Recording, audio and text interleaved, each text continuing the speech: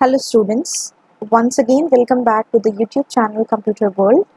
In this video we are going to discuss encoding schemes of class 11 Computer Science with Python chapter Data Representation. This is the part 3 video of this chapter, and in this video we are going to discuss what is the meaning of encoding, what is ASCII, ISCII and Unicode encoding scheme. So let us start with the topic. सबसे पहले समझते हैं students what is the meaning of encoding. As we all know that computer understands only binary language of 0 and 1.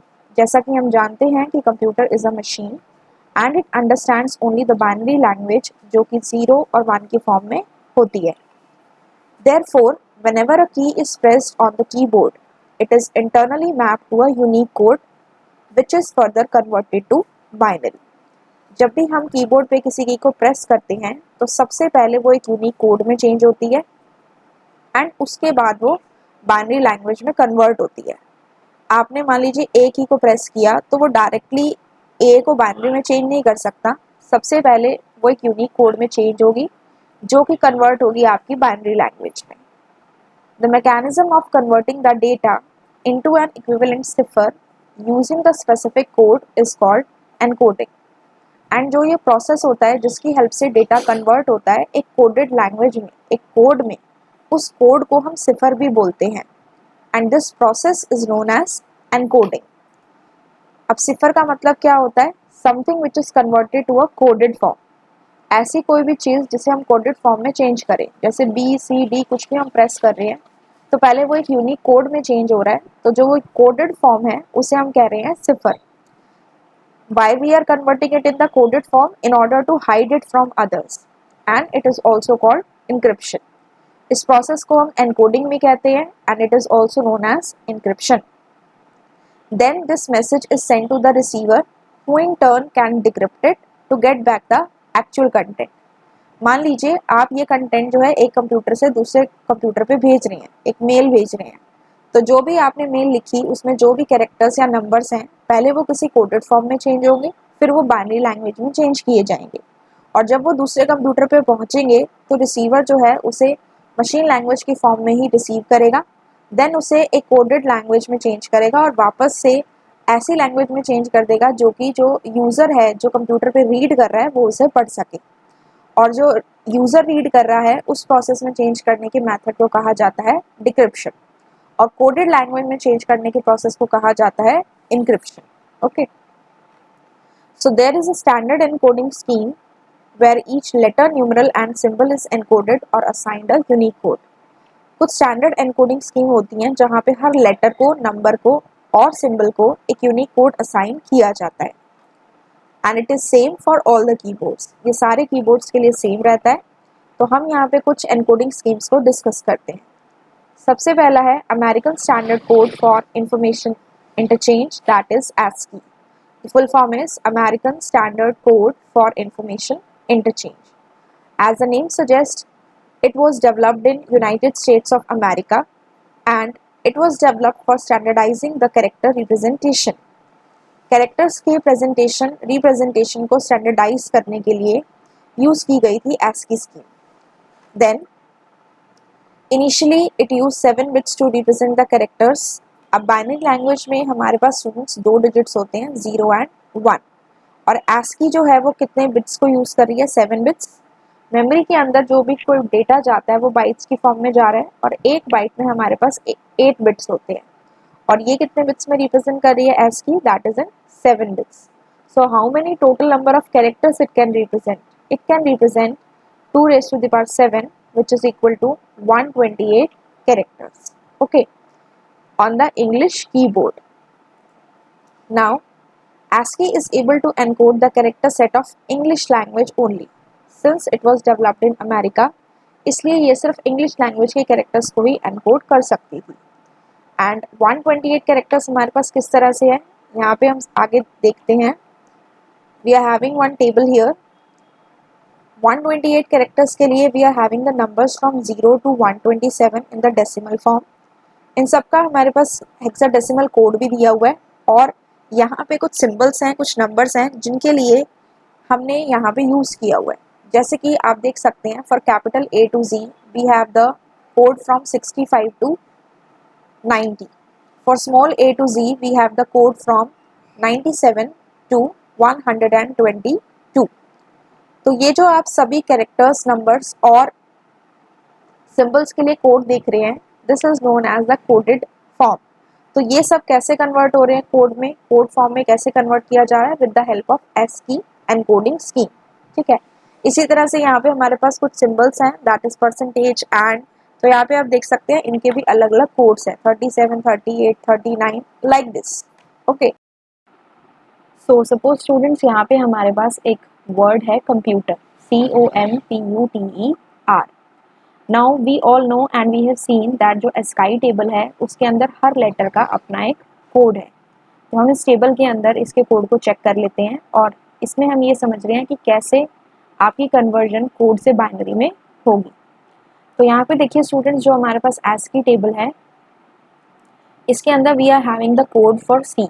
अब यहाँ पे C के लिए code check करिए दैट इज 67, O के लिए 79 एंड M के लिए 77। 67, 79 एंड 77। यहाँ हम इसे नोट डाउन कर लेते हैं 67, 79 एंड 77। इसी तरह से PUTER, P के लिए हमारा कोड हो गया students 80, then U is 85, 80, 85, 84,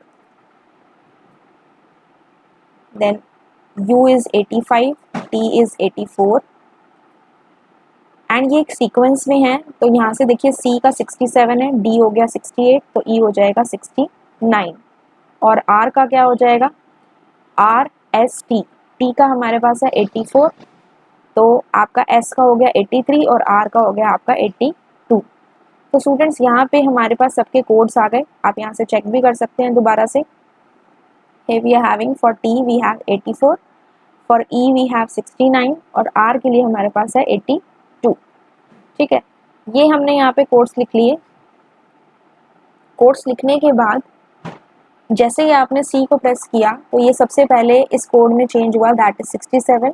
now 67 will change into the binary form. 67 एक डेसिमल नंबर है तो ये अब बाइनरी फॉर्म में चेंज होगा by dividing it by the number 2। Here we have 2 3s are 6, 2 3s are 6, remainder is 1। दोबारा से इसको 2 से डिवाइड करेंगे, 2 1s are 2, 2 6s are 12 and the remainder is again 1। Again हम इसे 2 से डिवाइड करेंगे, 2 8s are 16 and the remainder is 0, then 2 4s are 8, remainder is 0, then 2 2s are 4, again the remainder is 0 and 2 1s are 2, now the remainder is again 0। ठीक है, तो इस तरह से हमने इसको सॉल्व किया और we have got the decimal representation of this one that is 1 0 0 0 0 1 1। ये हमारी डेसिमल बाइनरी रिप्रेजेंटेशन आ चुकी है of the number 67 that is 1 0 0 0 0 and 1 1। तो इसमें क्या हुआ, इस तरह से जो लेटर C है जो हमने कीबोर्ड से प्रेस किया पहले वो एक कोड में चेंज हुआ which is 67 and then it got converted into the binary language. ठीक है, अब यहाँ पे देखिए कितने बिट्स हैं 1 2 3 4 5 6 7। 7 बिट में ASCII की रिप्रेजेंटेशन होती है और मेमोरी के अंदर एक बाइट के अंदर टोटल 8 बिट्स होती हैं, इसलिए एक 0 एक्स्ट्रा लगा दिया जाता है टुवर्ड्स द लेफ्ट साइड। ठीक है, इस तरह से बाकी जितने भी कैरेक्टर्स को कोड में चेंज किया गया वन बाय वन सबको बाइनरी में चेंज किया जाता है। ठीक है, so this is the way ASCII encoding scheme works. Understood? Now we move on to ISCI that is Indian script code for information interchange. Now as the name suggest this was used for the Indian scripts. ठीक है, since the ASCII covered only the English language characters, अब हमें कोई ना कोई एक ऐसी script, ऐसा एनकोडिंग स्कीम चाहिए थी जो इंडियन स्क्रिप्ट्स को भी हैंडल कर सके। सो इंडियन लैंग्वेज को यूज़ करने के लिए ऑन द कंप्यूटर्स एक कॉमन स्टैंडर्ड कोडिंग निकाली गई फॉर द इंडियन स्क्रिप्ट्स जिसे बोला गया ISCI and it was developed in India. ये बहुत सारी इंडियन स्क्रिप्ट्स को कवर अप करती है, हैंडल करती है, जैसे कि हमारी Gujarati, Malayalam, Kannada, Punjabi, all these. Now, ASCII was a 7-bit representation. It used 8-bit representation for the English languages. वहाँ पे था 2 raised to the power 7 which was 128 characters, and here we are having 2 raised to the power 8 means it can represent up to 256 characters. Now in this table you will see here, यहाँ पे देखिए ये जो गुजराती है ये इसकी script है, और हर जो लेटर है, जो भी अल्फ़ाबेट है गुजराती का, उसके अंदर इनका एक कोड दिया हुआ है, and code is generally in the hexadecimal form. जैसे कि आप यहाँ पे देख सकते हैं, श के लिए इट हैज़ 0A B7, इसी तरह से यहाँ पे some symbol is there, it has 0ABD, and इसी तरह से हर एक कैरेक्टर सिंबल या जो भी आपके यहाँ पे सामने कैरेक्टर्स हैं, सबके लिए कोई ना कोई कोड असाइन है। सेम वे अगर हम यहाँ पे हिंदी के लिए बात करें तो यहाँ पे भी हर एक वर्ण के लिए कोई ना कोई कोड असाइंड है। 0x926, 0x रिप्रेजेंट करता है हेक्साडेसिमल को, और इसके आगे इसका कोड है दैट इज 0926। इसी तरह से आप का कोड देख सकते हैं 0915, and 0x stands for hexadecimal. Okay, so this is all about इसकी। थर्ड एनकोडिंग स्कीम पे आते हैं विच इज यूनिकोड।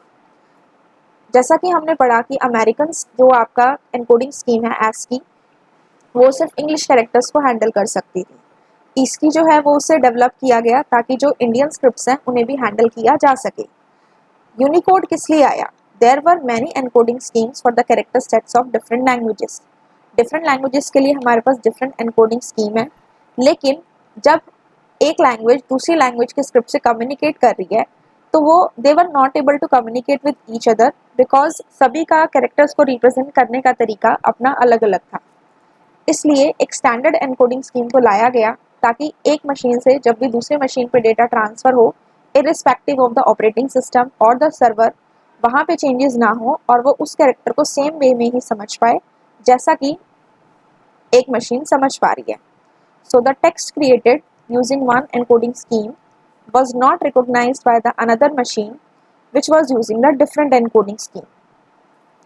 दो एनकोडिंग स्कीम डिफरेंट आपस में जो कम्युनिकेशन है उनका नहीं हो पा रहा था, इसलिए यूनिकोड को लाया गया। Unicode has been developed to incorporate all the characters of every written language of the world. World की जितनी भी लैंग्वेजेस हैं उसके अंदर सारे के सारे कैरेक्टर्स को यूनिकोड में इनकॉर्पोरेट किया गया ताकि किसी भी मशीन पे हम काम करें, किसी भी ऑपरेटिंग सिस्टम पे हम काम करें, तो आपस में जो एनकोडिंग स्कीम है उनके बीच में कम्युनिकेशन प्रॉब्लम ना आए।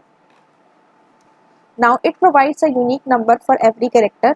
इसमें हर कैरेक्टर के लिए एक यूनिक नंबर है, इरिस्पेक्टिव ऑफ द डिवाइस, चाहे वो आपका सर्वर हो, डेस्कटॉप हो या मोबाइल फ़ोन हो, ऑपरेटिंग सिस्टम जैसे कि लाइनेक्स, विंडोज़ या iOS कोई भी हो, या फिर कोई भी सॉफ्टवेयर एप्लीकेशन जो कि आपके डिफरेंट ब्राउजर्स या टेक्स्ट एडिटर्स हो सकते हैं।